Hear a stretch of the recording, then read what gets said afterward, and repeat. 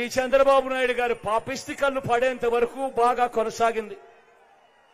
ఎప్పుడైతే చంద్రబాబు కళ్ళు పడ్డాయో, ఆ పాపిష్టి కళ్ళు పడ్డాయో, అప్పుడు ఈ చంద్రబాబు ఏం చేశాడు?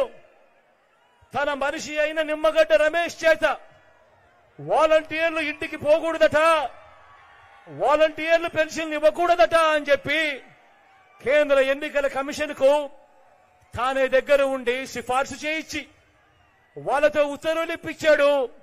నా అవ్వాతాతలకు ఇంటికే పెన్షన్ వాలంటీర్లు ఇవ్వకూడదట అని. అంతటితో ఆగిపోలేదు ఈ చంద్రబాబు పాపిష్టి చేష్టలు.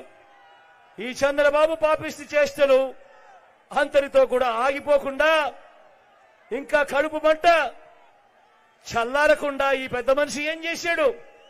అవ్వాతాతలు బ్యాంకుల చుట్టూ తిరిగేట్టుగా వాళ్లకు బ్యాంకుల్లో జమ చేయమని చెప్పాడు ఈ పెద్ద మనిషి చంద్రబాబు నాయుడు గారు. ఎన్నికల కమిషన్ అక్కడి నుంచి ఆదేశాలు ఇచ్చింది. ఇచ్చిన మేరకు ఇవాళ అవ్వాతాతలందరూ కూడా బ్యాంకుల చుట్టూ తిరిగే కార్యక్రమం చేస్తా ఉన్నారు.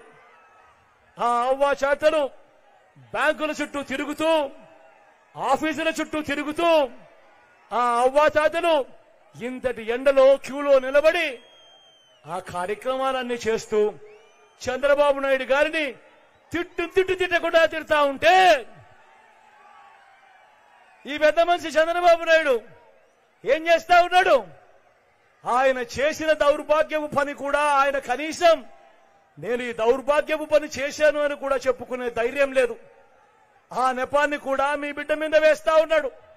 ఆ నెపాన్ని కూడా ఆ చంద్రబాబు, ఆయన దుష్టయం, ఆయన ఎల్లో మీడియా వీళ్ళందరూ కలిసి ఆ నెపాన్ని కూడా మీ బిడ్డ మీద వేస్తా ఉన్నారు. ఆ ఈనాడు కథలు చూస్తే, ఆ ఆంధ్రజ్యోతిలో టీవీల్లో చూస్తే, ఆ టీవీ ఫైల్లో చూస్తే అసలు వీళ్ళంతా మనుషులేనా అని చెప్పి అనిపించేంత దారుణమైన రాజకీయాలు చేస్తా ఉన్నారు ఈ రోజు ఇక్కడ.